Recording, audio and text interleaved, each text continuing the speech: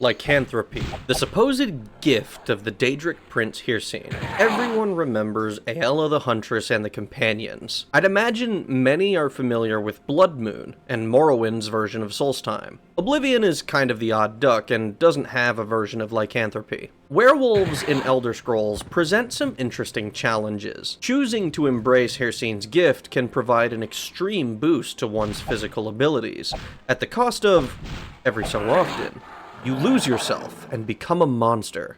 Or so the story goes. Mechanically speaking, being a werewolf in Daggerfall is almost exclusively a buff. If you have some flexible morals and don't mind killing the odd innocent civilian, there's almost no reason to avoid becoming one. Real quick, we're gonna go over today's character. We're going to be a Khajiit this time, because I think it's funny to be a cat dog. Next, our class. We're not going to touch our attributes this time, and instead embrace being a Joe Schmo who happened to get bit by a werewolf. I figured we should go all in on being a werewolf, so first, we're only taking one advantage, and that's Adrenaline Rush. It's the only ability that were creatures in Daggerfall have. Next, we're choosing these skills: Hand-to-Hand, Critical Strike, Jumping, Stealth, Swimming, Climbing, and Running. We're going to be using these skills to level because when you become a werewolf, you get plus 30 to each of them. Quick rundown. Hand-to-hand means our weapon of choice is going to be our fists, or rather, our claws. This is obviously useful, and hand-to-hand combat is inarguably the strongest melee weapon in the game. First of all, fists bypass any and all material immunities. Enemies like harpies or liches require weapons that are of at least dwarven or mithril quality to strike. An iron sword is worthless against them. Fists, however, can always strike their targets. That, in addition to being the only melee weapon whose damage scales with your skill level, means you could theoretically enchant some ridiculous gear and go around as One Punch Man. Then we have Critical Strike. Now, you may believe that Critical Strike increases your damage, but it actually doesn't. Critical Strike increases your chance to hit by a small amount. According to the Daggerfall Unity Bible, when you swing to attack an enemy in combat, the game calculates on a 1 to 100 roll whether Critical Strike will successfully activate. If it does, the player's attack gains a bonus of your Critical Strike divided by 10 points to the hit formula. Basically, at skill level 100, you get a bonus of plus 10 to your attack. This is equivalent to equipping a weapon one tier above what you're currently using. At skill level 50, you get a 50% chance at a plus 5. Numbers like 68 will give you a 68% chance at a plus 6 because decimals get truncated. It helps you land more attacks and trains in addition to whatever weapon you choose. Climbing lets us scale sheer surfaces. Running, jumping, and swimming are all exactly what they sound like. Stealth is similar, but it's a little weird. Every time you enter a creature's detection range, a stealth check is made automatically. This uses the skill and brings you closer to leveling it up the next time you rest. Stealth training automatically in dungeons like this is why I often take it in casual runs when I don't have something more specific that I want to use. According to the UESP, the stealth check includes a few factors like the creature's own stealth skill, your position relative to the creature, and your movement speed. The sneak button in Daggerfall Unity's controls doesn't activate sneak mode like in later games. It simply slows down your movement speed to improve your odds of going undetected. Think of it more like a walk button. This is why, as you'll see later, my stealth skill ends up getting trained over the course of the game, even though all I do is tear through dungeons, slashing at anything that moves. Now, this is technically 7 skills instead of the 6 that'll really matter, but that just means that we don't need to take as many languages to fill out the rest of the unused skills. Oh, quick refresher for anybody new. Leveling up in Daggerfall only takes into account 6 skills, those being your 3 primary skills, the 2 highest level major skills, and your highest level minor skill. That means that at least one of these skills is going to end up being a bit vestigial in the end. The results of our career quiz are as follows, and I tried to make them actually helpful rather than not. This run was going to have some self-imposed restrictions. First of all, no other weapons are going to be allowed, not that we'll need them. Second, no magic spells other than our transformation, and no enchanted equipment save for one thematic exception. Finally, no armor. We're gonna be naked save for the clothes that we started with. Truth be told, combat isn't really something I'm worried about when it comes to being a werewolf. Alright, let's do this. If this final stat roll looks a little on the weak side, just trust me, it won't be very shortly. Kotulvin wakes up in Privateer's hold, and this time, instead of immediately trying to escape it, I want to spend some time trying to get level 2. This is because, by default, you can't get infected with lycanthropy or vampirism at level 1. I'm not sure what the reasoning behind this is, but hey, that's how the game was made. It's not too difficult since we already plan to do a lot of running and jumping and hitting enemies with our fists. All it takes is a couple of minutes, just 2 skill ups are required to go from level 1 to 2. This is probably a good time to mention that since I'm not super concerned about combat, I'm just going to accept levels as they come. We'll be gaining more than our standard 36 points, but once our endurance hits a base of 60, we're just going to put it all into luck since all other relevant stats are going to be maxed out. So that brings us to a question. Where do we meet werewolves to infect us? Well, there's a couple of places we can go, but I want to avoid doing anything story relevant until we've been infected. So infection is the very first thing on our agenda. Let's take a look at how dungeons work. In Daggerfall, you can become either a werewolf or a wereboar by getting hit by the respective creature. Taking damage from a were creature's melee attack has a 0.6% chance to infect the player with the disease. Functionally, the 2 monster forms are identical, save for your character's portrait. That means we're looking to run into either one or the other. Dungeons in Daggerfall are classified by different types. Privateer's Hold, for example, is considered a human stronghold. I'm not going to list every single type as there are quite a few. The dungeon type and the level that you enter them will have an impact on what kind of randomized enemies you'll run into there. This is also why certain enemies like Spriggans become vanishingly rare after level 8, to quote the UESP. They're only found inside of a single type of dungeon, the Spider's Nest, and after level 8, it's extremely rare to run into them outside of quests that specifically target Spriggans. This is important because it informs us where we can run into our desired enemies. For our purposes, we're looking for locations that will allow us to run into werewolves at level 2. This limits us to 2 different types of location, vampire haunts and dragon's dens, each of which will allow us to encounter werewolves between the levels 1 to 7 and 1 to 8 respectively. The lowest level that I could find a wereboar encounter was inside of volcanic caves between levels 4 to 10, which kind of discounts our ability to become a wereboar for this run. Now, Castle Necromogan, the story location, is considered a vampire haunt, so I thought it'd be interesting to go to a dragon's den. I'm impatient and didn't want to hunt for a randomized quest to give us a location that happens to be a dragon's den, so here's where we're going. If we go directly west from this town, we'll eventually run into the Citadel of Gersley. We'll get a short description as we enter the area describing the smell of smoke and fire. Fun fact, dragon's dens don't ever house dragonlings, as one might expect. Instead, you have to enter a giant stronghold at level 13 plus, or a natural cave or desecrated temple at level 15 plus. Now that we know where we can go to contract this disease, we'll just have to find our way there and start taking hits. It's important that we survive the hits, mind you. We can't very well be a werewolf if we die. Alright, now we just need to contract the disease. Just gotta keep taking these hits and resting. Here's another fun fact for you. While lycanthropy is typically classified as a disease, and is curable with spells and potions that cure disease, taking the advantage immunity to disease doesn't actually make one immune to lycanthropy. The same goes for vampirism. So it's still worth it to carry a potion or 2 around just in case you end up with a weird dream like... You dream of the moon and of a man who is less than a man. 3 days after seeing this dream, you become a werewolf. Becoming a lycanthrope confers certain benefits to your character. The first and most significant is a massive boost to our overall stats. Strength, speed, agility, and endurance will be boosted by 40 each. This is equivalent to about 26 levels of stats. Speaking of transformation though, we get the ability to transform into our were form once a day. While transformed, we're immune to iron and steel weapons. The only real downside of transforming is that we're not able to access our inventory. Initially, I thought it'd be fun to do a full playthrough of the game transformed the whole time, even throwing away the spellbook so we could never return to our natural form.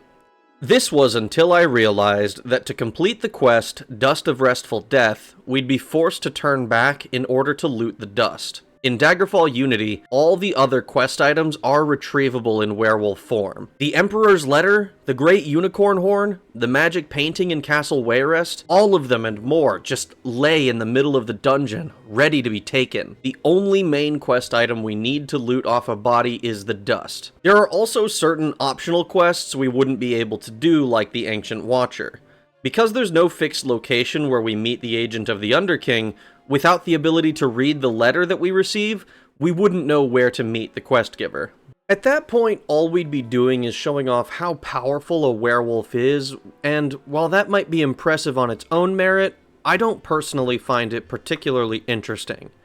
We have 100 agility, strength, speed, and 94 endurance at only level 2. We've effectively jumped to nearly level 30 and haven't even met with Brissiana yet. We have a weapon that can hit all the enemies we need to, and while transformed, we're practically invincible to most non-magical humanoid enemies. Combat in Daggerfall simply isn't much of a challenge with these stats until we do get to endgame enemies like Ancient Liches and Daedra Lords. I figure if I can't do it 100% as a werewolf, then what can I do to make this more interesting? Well, here's a couple of things. Unlike in most of our playthroughs, I'm not just going to hit up a trainer for our levels. That means we're going to do some side questing. This is where I feel it's important to mention that I'm not going to be using the smaller dungeons option that Daggerfall Unity offers. Usually this is because it's not really relevant since I just pay trainers to get my skills up so we can do more story-relevant dungeons, which are unaffected anyways. This time, I'm not using it because we're going to be relying on fighting enemies and running through dungeons in order to level up. Smaller dungeons would mean I need to do more quests. Even at their normal size, random dungeons are typically only about a 30-minute affair for me, and that's on the high end. We're going to hit up Daggerfall City and see what kind of nonsense we can get up to. I initially thought to join the Fighters Guild, but since I know nothing about weapons, they said they didn't want me. I went to the Knightly Order next door, and they said they'd be happy to have me. So, I take my first quest. Apparently, I'm rescuing a princess from a vampire. Vampires! Ugh, those disgusting bloodsuckers. I'm glad to help exterminate one of their kind. As I get to the dungeon, I remember to transform. I don't think it makes much of a difference in this situation, but I figure I should show it off since it's our first real dungeon since getting the ability. We quickly find the princess and kill the vampire without much delay. Luckily, she can tell that I'm a good boy and mean her no harm. I'm still transformed and everything. I return to the quest giver and hand over the princess. Still transformed, and it doesn't seem to cause any issues. But you see, I've lied to you. Becoming a werewolf is merely an excuse. An excuse to do murder. After another couple of quests, we get a notification. We feel the need to hunt the innocent. This is our indication that it's time to hunt a civilian. Coincidentally, we also dream of the moon. This notification means that it's a full moon out tonight, and we're automatically transforming whether we like it or not. This does also mean that we can cast our transformation spell as many times as we'd like, which, ironically, makes it a good time to do some shopping if we need it, since time is stopped in menus. As a lycanthrope, you have to kill innocent civilians about every 2 weeks in order to avoid the only major downside. That downside being the lowering of your maximum health. If you refuse to kill innocents, your maximum HP will be down as low as 4, making all but the absolute weakest of attacks kill you. Killing innocents isn't really that bad though. Your werewolf form is separate from your normal form when it comes to crime. As a result, we're able to leave the Knightly Order's building, commit a few murders, and flee Daggerfall City for any other place, even within Daggerfall the country. I found out later that we don't even need to do this much. Even transforming right in front of the guards will despawn them if we're being chased. Now, technically, we only need to kill one innocent to get rid of the negative effect, but I'm not about to wait around for half a year in-game to kill 15 people. When we arrive in the new town, we'll get a letter from a brother, talking about how the Dark Brotherhood's been watching us commit heinous, unsanctioned murders, and that if we don't join them, we'll be their enemy. Oh no, however could this have happened? We go to meet up with them, and we are given a small quest so that we may join the family. A poisoning. How appropriate. The reason we want to join the Dark Brotherhood is because they are the ones who give us the earliest access to their potion maker, requiring us only to make rank 3. All the other factions belong to the Divines and require rank 4 or higher.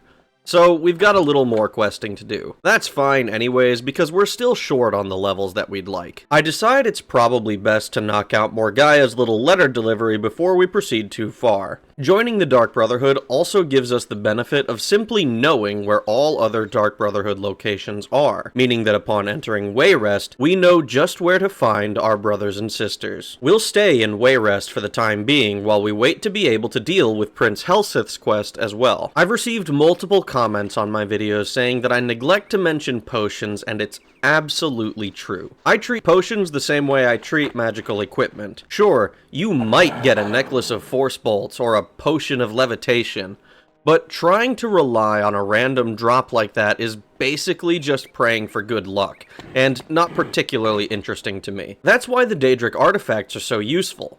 Sure, they're expensive, but they're powerful, enchanted effects that you can specifically target for a build, rather than praying that RNGesus blesses you with a magic cock ring. I didn't even know it was possible to make potions during my first playthrough of Daggerfall, and even now, I don't really bother with it a lot. Did I say we're planning to make potions? We're planning to make potions. I thought it'd be interesting to use potions because even though we aren't able to access our inventory as a werewolf, we're still technically able to cast spells and use magical items that we're carrying. That includes any equipment with on-use abilities and potions. Now, we're going to go out of our way to sell any equipment that's not our starting clothes, but there aren't actually any vendors in Daggerfall who can purchase potions. While we do some side quests, let's talk a bit about guild advancement. In the last video, I made Enchanter at the Mages Guild with practically no effort. I didn't even need to do any side questing. Normally, in order to advance with a guild, you need two things. The first is reputation with them. Completing quests for anybody will reward you with reputation changes. These are mostly invisible, particularly with guilds or factions you aren't personally associated with. Clicking your affiliations in the character sheet will show you your reputation with any guild or faction that you've joined. In our case, the Knights of the Dragon and the Dark Brotherhood. Second, you'll need to be good at what the guild likes. The Mages Guild, in our last video, of course, was a big fan of Pleads for Mercy II's vast knowledge of the arcane. The Dark Brotherhood prefers skills that lend one to the art of stealthy murder. Archery, backstabbing, climbing, critical strike, Daedric, destruction, shortblade, stealth, and streetwise. You might recognize a good portion of these as things that werewolves, and by extension us, are good at. Your rank is determined by your guild reputation and your two highest skills associated with the guild. For us, those skills are Critical Strike and Stealth. I suspect, however, that our rank may be determined by our pre-buffed numbers, since those skills are boosted by 30 due to our werewolf status. By contrast, the knightly order that we're associated with likes the skills Archery, Critical Strike, Dragonish, Etiquette, Giantish, Longblade, and Medical. Among these skills, Critical Strike is our highest again, but then our second highest is actually Giantish. Every now and then you might find that you're overqualified for your position in a guild. If that happens, it's probably because you can't be promoted more than once every 28 days. It's not a huge deal, to be honest, but it does mean that it takes a while in-game before your rank catches up with your reputation. Luckily, if you're dedicated, you do actually skip ranks to the highest that you qualify for. We do our first two proper jobs for the Dark Brotherhood and eliminate a couple of problematic members. We search the bodies for anything useful, return to Wayrest, and sell everything. And after we finish our second proper quest, we achieve our first rank. As Journeymen of the Dark Brotherhood, we're allowed to purchase our first potions. Potions are cool because we're able to use them in our werewolf form. which gives us access to a variety of effects we won't normally have access to without magic or enchanted equipment, not the least of which are invisibility, levitation, and things like healing. So we're gonna pick up a few of these and then deal with Lord Kasugano. With him dealt with, I return to Daggerfall and decide to take another quest. We account for our missing Brotherhood member, who turned into a vampire, and return to the city, gaining level 5. We're informed that we've gained another rank with the Brotherhood. This time, we're operators.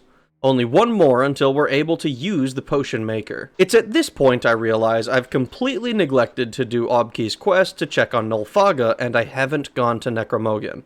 Oops. Oh well. We're level 5 now, with no training beyond our side questing up to this point. Technically, the quests Concern for Nulfaga and Minisera's letters are optional, so we'll deal with them later for this run, but they do become available at level 3. We've also received a letter from some guy telling us how to cure our lycanthropy, but we're just going to ignore that. Apparently, we've been called Maelon by some common folk of Daggerfall. Huh. Neat. We're going to deal with our level 5 story quests and then come back to the Brotherhood. First, we'll talk to the Daggerfall cook. She tells us about a werewolf that needs killing. The werewolf always spawns in the same place, so this one's basically a straight line there and back. Enter the dungeon and make 2 left turns. Then, Minisera will tell us about the Emperor's courier and give us somewhere to be.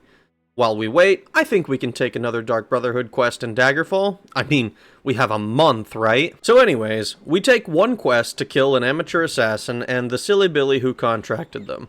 Guess he didn't know the Black Sacrament. Too bad. During this escapade, we actually hit level 6, which is not what I had planned on, and I'm starting to think we'll be over-leveling during this run. The Dark Brotherhood, unfortunately, doesn't see fit to promote me, even though I supposedly have enough reputation with them. Darn time gating. In any case, we go to Oxway to meet our courier, continue this portion of the story, and as we leave, we restore our maximum HP by killing a civilian. Whatever, for now, I need to do some main quest stuff before I seriously overlevel. First, we head over to Loten and start his quest. While we wait for the follow-up letter, we'll head to Wayrest to do Elisana's robe. Completing that, I decide I'd rather book it than try to fight a bunch of Daedra seducers. We return to Sentinel, and for the first time in these videos, I'm told to go to the Fortress of Fojum instead of Castle Phaelem. This would be really cool, except that we found the death certificate almost immediately, meaning I spent a grand total of 3 minutes in here. Nice, speedrun tech.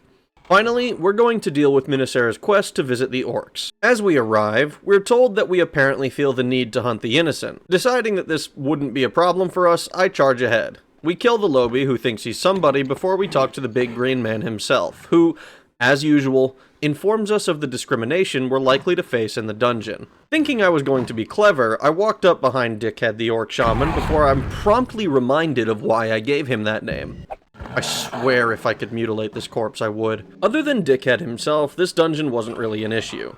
We actually managed to survive an attack from a bear, but ultimately this dungeon is a cakewalk, even with a maximum hit point total of 4. We also forego all the loot in this dungeon to stay in werewolf form the whole time. We leave without ever resting, even for our fatigue, and Minisera informs us that the letter is dangerous. Yeah, I'm not too interested in what's happening with the Stupidium or whatever that techno-elf golem is supposed to be. Since we're in the neighborhood, I figure I should do those quests I missed before. Real quick, let's talk to Obki and do Concern for Nulfaga and Minisera's letters. While visiting Nulfaga, I apparently scared some of the locals of the Rothgarian Mountains and incurred the wrath of another werewolf hunter. Dude, they were zombies. Chill out. We return to Obki and talk to her again so that we can finally go to Castle Necromogan. Here, once again, we clear the whole dungeon with only 4 hit points, mostly because I was lazy and didn't want to go hunt down some innocent bystander just so I could fast travel back again. The skeletons put up a bit more of a fight than the orcs from before, but not by much. As we return to Daggerfall, we gain our 7th level. By now, however, we've caught up with our main quest progress and have waited the required time to get the last rank we need with the Brotherhood. Now, we'll get access to the Potion Maker. Now, alchemy in Daggerfall isn't a skill that you can level up. That means all you have to do is follow a recipe. You may have seen me pick up recipes now and then, but they're not actually necessary if you want to make effective potions. They are helpful, however, if you aren't planning to use the internet to make informed decisions about the types of potions you'll be creating. Knowing what traits an ingredient has is a total crapshoot. There's a list on the UESP, but even knowing the traits that different items have isn't going to help you much because, as far as I can tell, there's no guideline on how it works. Can you make a potion with 1 ingredient? 2. Is an 8-ingredient potion possible? Take a look at this recipe for a levitation potion, for example. Pure water, nectar, ectoplasm. If you cross-reference this with the ingredient list, you'll see that 2 of these have no effect, and 1 of them is listed as etherealness. What the hell even is that? If you swap out the pure water for rainwater, which also has no effect, and add a diamond, which has the effect spell resistance, you get a potion of invisibility.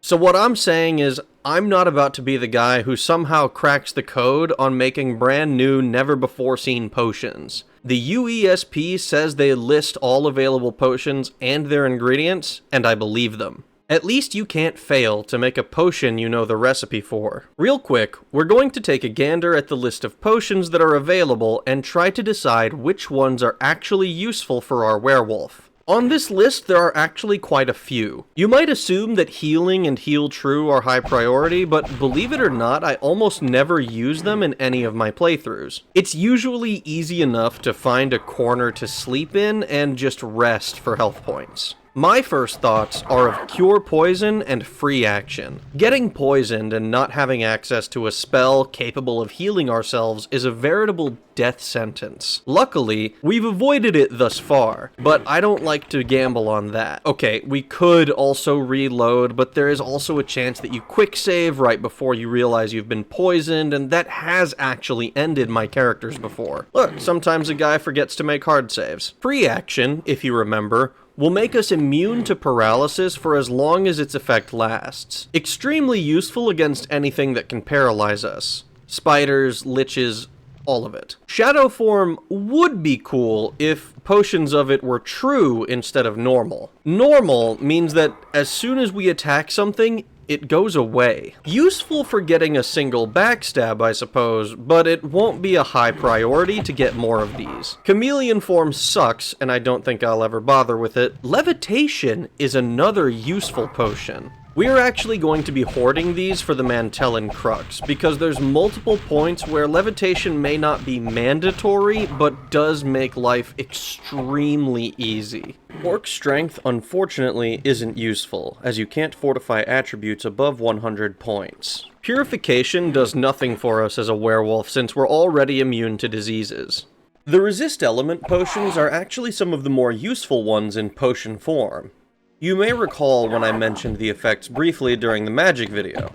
Now, as spells, these effects are useful, but outclassed by things like spell absorption and spell reflection. As potions, however, they're some of the best defensive abilities around. In potion form, these have an effectiveness of 100%. That means that we can drink one and have a short amount of total immunity to that element. This will be extremely useful when we face liches shortly, and Daedra later on. Slow falling I generally dislike, and is outclassed by levitation in every way. Stamina could be useful, but like the health potions, it's much easier to find a corner and sleep. Water breathing could also be useful, but with as high as our endurance and swimming are, the odds that they'll be necessary are starting to dwindle. Water walking, I don't think I've ever found a use for in any dungeon ever. Alright, you get all that? Great. Too long, didn't listen. Cure Poison, Free Action, Levitation, and Resist Element potions are good. Others are not. Let's take a look at our inventory and see how many of these potions we're able to make. It's 1, supposedly. According to the UESP, this recipe should create a resist poison potion, but it doesn't seem to work. I don't know exactly whether this is a difference with Daggerfall Unity or what the deal is. That means the actual number I can make is 0. Not that I was planning to make a bunch of these, but I'm no longer sure how trustworthy this list is, to be honest. These all have no associated effect, which leads me to believe they act as a sort of base for the potion. Everything else, not a fucking clue, dude. Still, Even if it worked, all of these ingredients, and we're currently only able to make one single potion? Now, this isn't terribly surprising. Just going into dungeons and looting enemies isn't really the optimal way to go about making potions. Potions have very specific ingredient lists, and even if you swap two items that supposedly have the same effects, like a malachite for a black rose, it's not going to work and the potion won't be viable. Now, we've got a bit of a shopping list, so I'm going to shortcut this whole thing so that hopefully we have the necessary ingredients to make the potions I want. Wow, that was quick. Golly gee, what a bunch of ingredients. Yeah, it takes fucking forever to visit a bunch of alchemists and buy only the stuff on our shopping list. Alright, let's see what I can do now. So, if you'll direct your attention to this, you can see that there are allegedly multiple recipes that can yield a single potion. However, in practice, this page is unreliable. The first resist fire recipe works. The second one without the amber doesn't. Resist frost works. Resist shock's first recipe works. The second one doesn't. And the third one is identical to the free action potion, which the recipe actually creates. Levitation's first recipe works again. The second one using orc's blood does not. Now, full disclosure, I don't know if this is because I'm on the Unity version of the game, or if the page has always been unreliable. If you happen to know, I'd be happy to hear it. All this time and effort and headache, finding potions that are useful, finding ingredients for those potions, needing permission from one of the guilds to make potions, all these things end up making alchemy a total headache. As I mentioned before, you can't even sell them to make a small profit if you happen upon some useful ingredients, as there are no vendors who will purchase potions from you. It's kind of unfortunate that it's such a pain. Oh, and one more fucking thing. There are several alchemical ingredients that are only available from vendors. Things like iron and gold and platinum. Not a single one shows up in any of these recipes. I tried to find some source for custom potions. Anything with more recipes or potions that aren't on the UESP.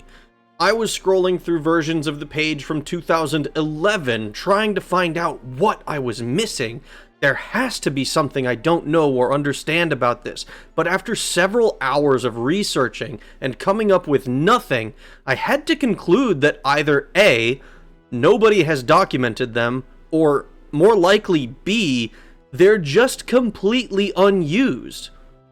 This really feels like a personal failure. I must be missing something, because if this is anything like what vanilla Daggerfall alchemy is, I kinda hate it. If you want my advice on potion making in Daggerfall, it's this. If you're not already planning to join a faction that gives it as a benefit, don't even worry about it. Sell those ingredients and just buy the potions you want.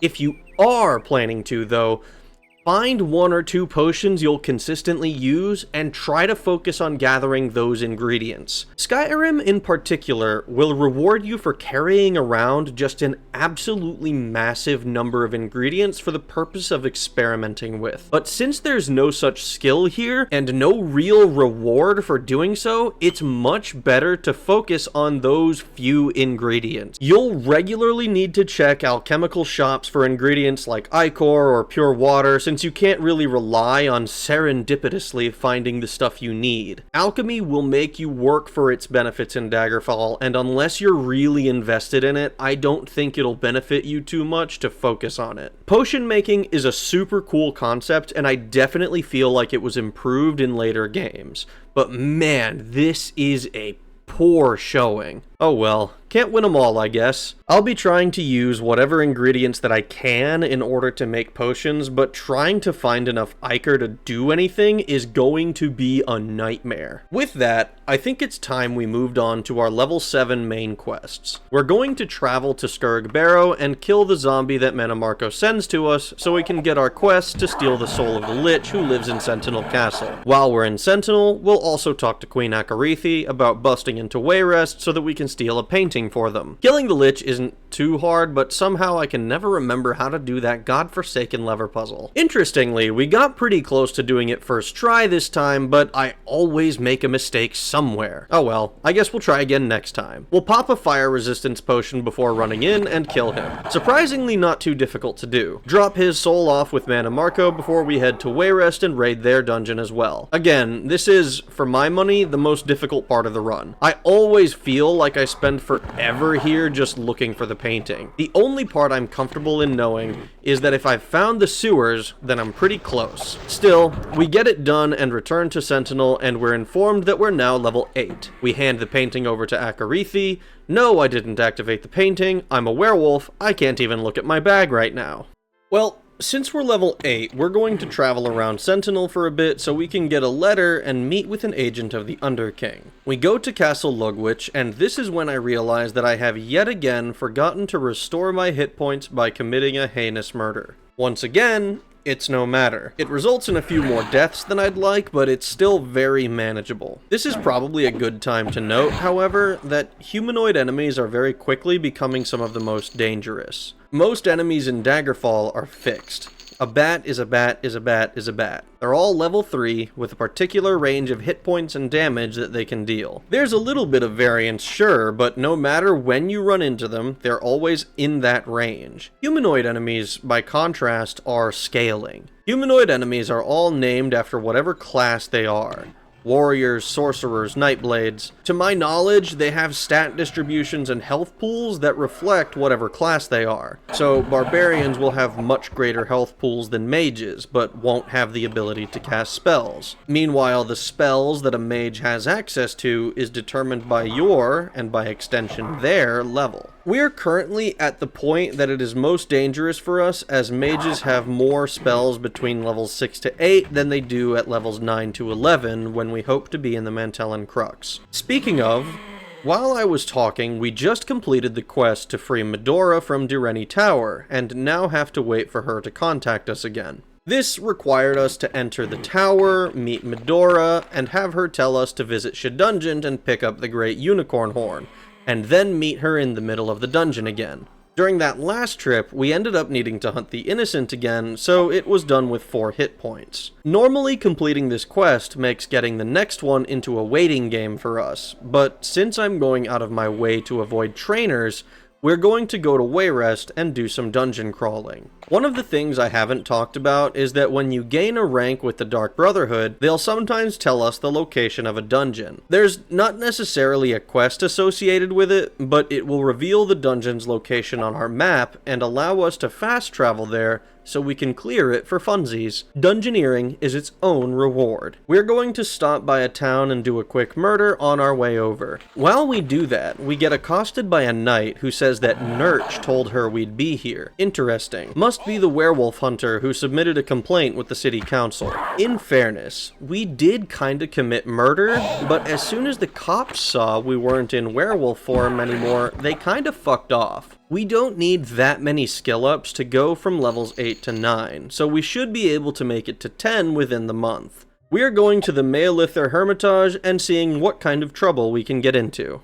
Turns out this Hermitage is absolutely chock full of monks. We show them who the real hand-to-hand masters are as we absolutely tear through it, collecting any equipment and gold that we find. Since we're in the endgame now, my looting rules tend to be as follows. I only pick up gold pieces, equipment that's elven quality or higher, and alchemical ingredients and miscellaneous items with a value of 100 gold per kilogram. Effectively, what we're doing here is grinding skills. Hand-to-hand and critical strike both train by hitting our enemies. Running and jumping we train as we move around, provided we're not about to jump off a huge cliff. Stealth gets trained anytime we're near an enemy. Climbing whenever we climb, and swimming whenever we swim. I don't know for certain that we searched every nook and cranny of this dungeon, but we did clear out a good amount of it. And when we fast travel back to Wayrest, we hit level 9. Only one more level to go. I realized after the last dungeon that we were carrying quite a bit of random equipment and spare ingredients, so I decided to offload all of it to some merchants and we made quite a pretty penny off of it. However, we're still only level 9. We need at least one more level before we get our message to return to Direni Tower and be able to take on the rest of the main quest. Let's see what the Dark Brotherhood has for us. We haven't done anything for them since they cursed an item and tried to give it to the Blades. We still have the item too. Hope they don't recognize it. We end up having to do a number of quests for the Dark Brotherhood to get the necessary level. Part of this is because I took a few quests that didn't actually send us to dungeons, making them extremely quick in and out affairs that could be knocked out in 2 to 3 minutes. Good for reputation grinding, bad for leveling. I took 4 more quests that sent us to dungeons, one of which was Woodbourne Hall, before finally getting our last level. As soon as I do, Medora sends me a vision telling me to go to Orsinium and talk to Gortwog. Yeah, in a minute. I gotta kill this dude and tell the Dark Brotherhood, and then I'll get right on that. I actually also noticed that we have a magical amount of money. A very specific magical amount. 200,000 gold. If you're new to Daggerfall and aren't aware, 200k is the amount we need to spend if we want to get a Daedric artifact. Since we're making a point of being a werewolf, I figure I might as well get the Hircine ring. It's actually quite useful for werewolves, but we'll get into exactly why that is once we've got it. I actually want to use this to show off a kinda neat thing. Warlocks. Warlocks are a bug that existed in the original Daggerfall that were recreated in Daggerfall Unity. Warlocks are NPCs that were given incorrect faction IDs, making it such that when you interact with them, rather than opening your standard dialogue menu, it opens the same menu that it normally does for witch covens. More interestingly, however, is that their faction is set to be the same as the Glenmoral Witches. Yes, the same coven from the Skyrim Companions Guild questline. But here's the coup de grace. The Glenmoral Witches will only ever offer to summon Hircine. That means that the same goes for any of these so-called in-house covens. Every warlock in the game will summon Hircine for us.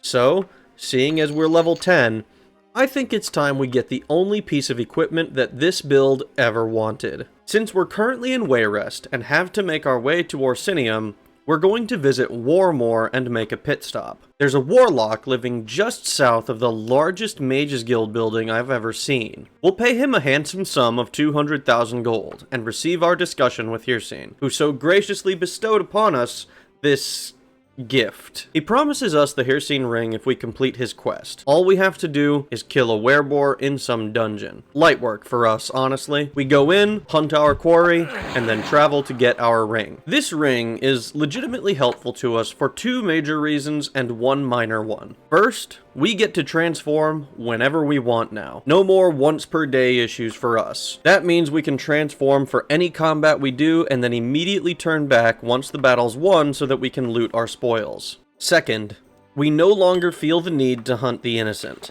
This is primarily a convenience so that we don't have to stop by some poor farming village and slaughter an innocent anytime we have to travel cross-country. The minor reason is because we also won't be forcibly transformed during a full moon anymore. With the ring on our finger, I think now's the time to start making our push to complete the game. We go to Orsinium, and after killing the orc soldier who always bum rushes the agent, we speak with Warchief Gortwog. We are told where to find the Dust of Restful Death and make our way to the dungeon. It doesn't take us too long before we find it and can return to Medora. She tells us that the dust will be ready in 1 month, so I decide that we can just sleep on her table until it's ready. 30 days is a long time, but as a cat dog, we're content with our place on her table. She will then tell us that we should find Lysandas's corpse, which she doesn't know the location of. Luckily for us, we did the optional side quests to find Lysandas's tomb in Menevia. We find our way there, touch the skull that takes us to the part where the body is housed, and then we put the dust on the late royal's body. He tells us to go to Woodbourne Hall. That's right, that side quest from a bit ago told us to go to a story-relevant location. In any case,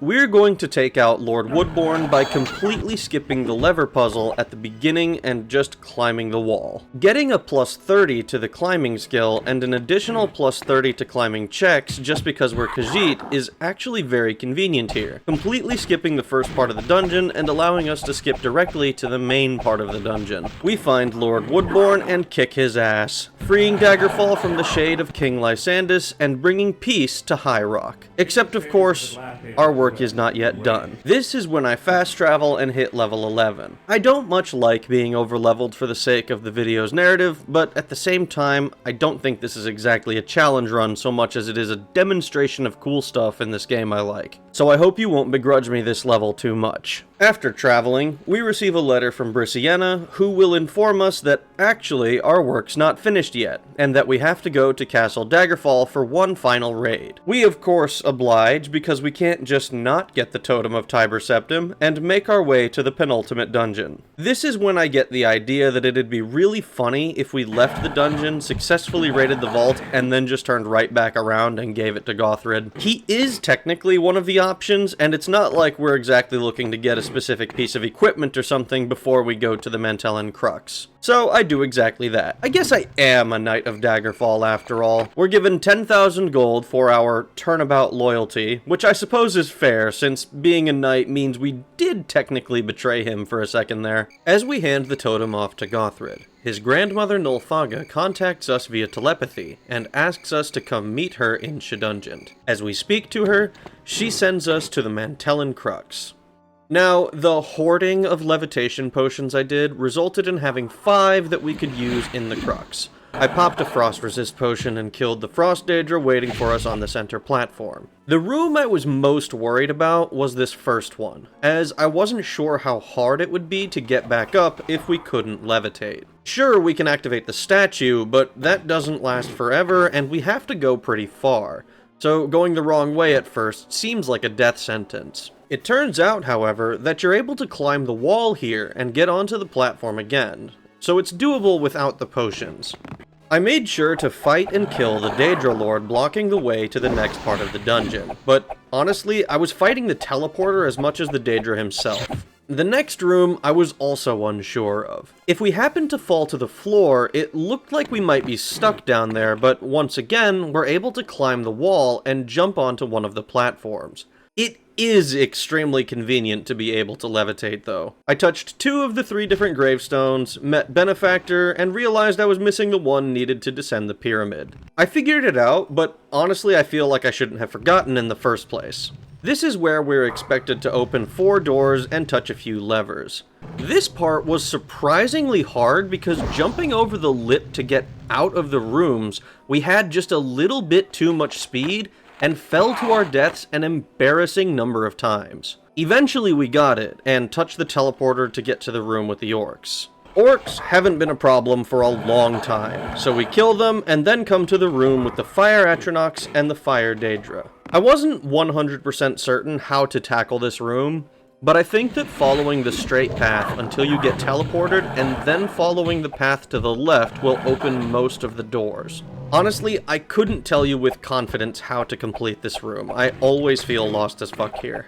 Once we answer the Black Skull's question, we are teleported to a short labyrinth with Iron Atronachs that eventually leads to Shegaroth's study, where he asks us what his favorite weapon is. Answering correctly, we teleport to the giant sword in the stone, touch the device in the chamber underneath, and enter the final gauntlet. Ghosts and Fire Daedra await us, and we clear the area.